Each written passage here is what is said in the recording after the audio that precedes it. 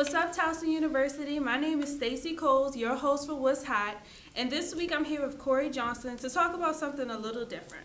So as you know, it's been a lot of controversy on Towson's campus lately, and specifically I want to talk to you about what is Occupy Towson? Okay, so Occupy Towson was basically a movement to kind of bring more inclusivity to Towson's campus. So it kind of actually just started as an event, and then it became like more of a movement to kind of get some of the really hard to tackle questions that the university, like that we have for the university out and like get our questions answered and all that good stuff. So yeah.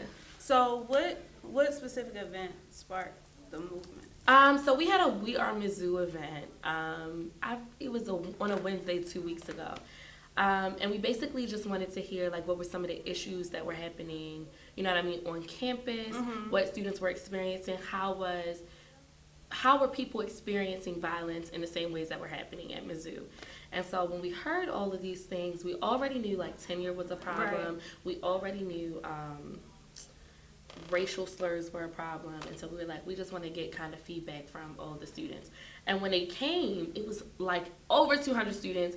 Everybody wanted to talk. Everybody had issues that they wanted to, and we're like, these are important issues that should be solved like tomorrow. That we shouldn't even have to deal with this. And so that kind of started everything. And then from there, we kind of drafted some lists of demands. We talked to SGA.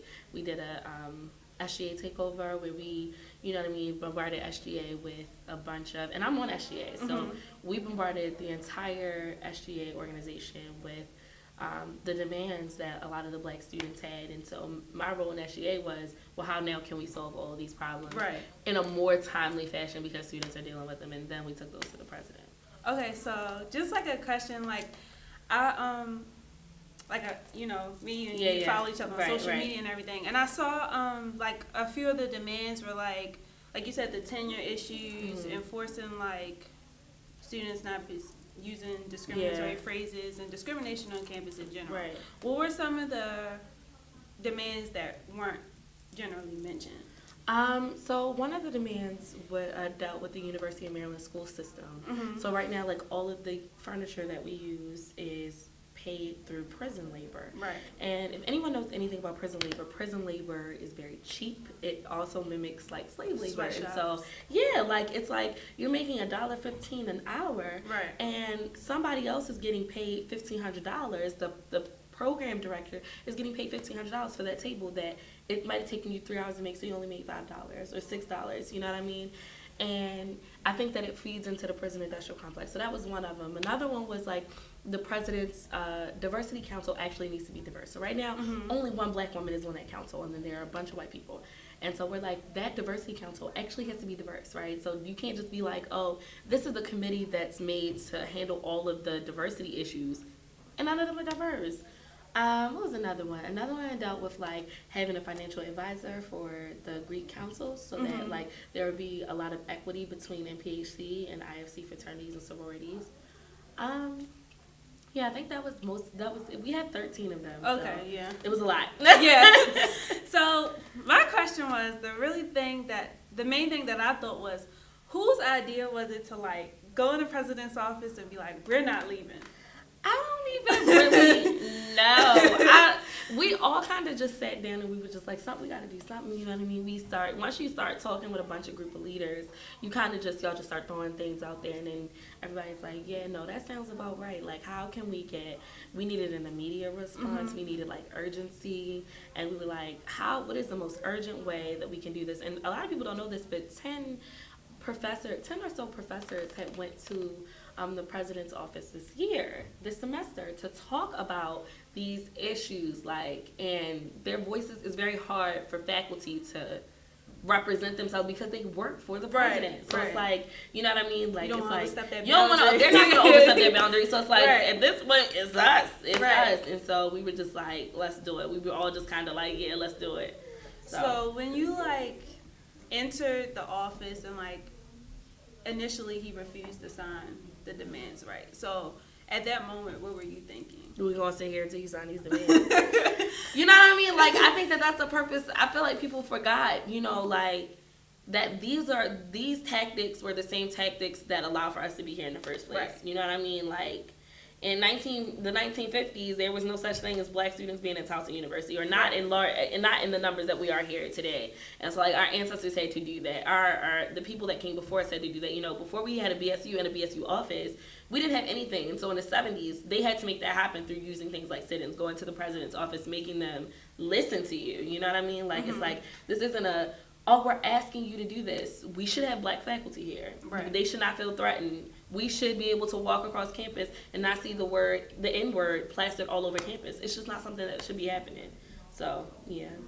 And do you feel like this is something, like, how do you feel students of other races can relate to this issue? Why do you think they should be concerned about it? And so that's why I think that, you know, like, a lot of the demands were not just geared towards black students, but were geared towards people of color, right? So, like, except for the tenured black faculty, but I think that tenured black faculty, you know what I mean, like, it's beneficial not just for black students, but for white students, Korean students, you know, all students. Right. But all the other demands, you know what I mean, like prison industrial complex, really big at incriminating, you know, like, minorities, you know what I mean? Like, what else? What was another one of the demands? Or like the IFC fraternities, and you know what I mean? Blacks aren't the only ones that are in PhD. You know what I mean? Like, I think that it's supposed to open up a conversation so that we can all voice our concerns. You know what I mean? Hate speech is not just the N-word. You know what I mean? I heard a number of other racial slurs being thrown out, and a bunch of different other people. It's like, you know what I mean? Like, if we're going to say Towson is a diverse campus, then it actually has to be inclusive to all people and not just the dominant group. And have you received any backlash or, like, negative responses from maybe faculty, administration, or even students? I feel like on all levels, you know what I mean? I feel like when you speak out against something that's so normal to everyone, you're always going to receive backlash. You know what I mean? Like, it's just like, there were people who, not saying I'm Martin Luther King or Malcolm X, but like, we look back on those people and we're like, they were heroes. Right. But like, when they were in the midst of doing all that, people were like, why are you marching? Right. Like, you're crazy. Right. You know what I mean? You're getting people killed, you're getting people's children killed, and you're getting locked up. And it's like, but now you look back on it and you're like, even if those people didn't agree with him, they benefited from the things that he represented. Right. And so, like, I feel like that's my whole, and people were like, oh, you know, you don't represent everybody else's voice. And it's like, that's true. That's completely true. And all I can say is that I can do my best and try my best to fight for what's right. And that, you know what I mean? People can criticize, but as long as you understand what I mean to do, and not necessarily just what I do or your interpretation of what I do, is what I try to tell people, you know? So, yeah. So how do you want to move forward now? How do you think this will impact Towson now?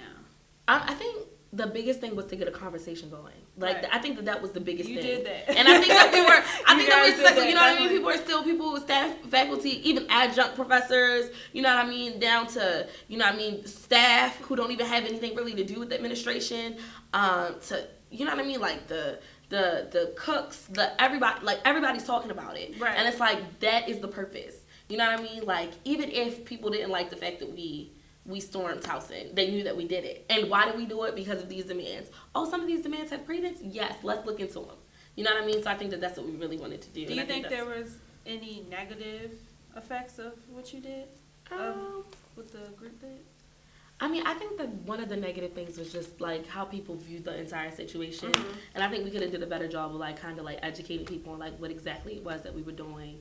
And, you know, that's happening tonight. John and Bilfina are going to be doing Occupy Towson teach-in to explain kind of, like, what our rationale was. And I think that that's the part that I feel like we were not good on. That it wasn't negative, but it wasn't good. Right. You know what I mean? That we could have just use more time to explain to people what it was that we wanted while we were doing the sit-in, while we were, you know, going to the president's office, all of that. So, okay. Thank you so much for your time. Thanks for stopping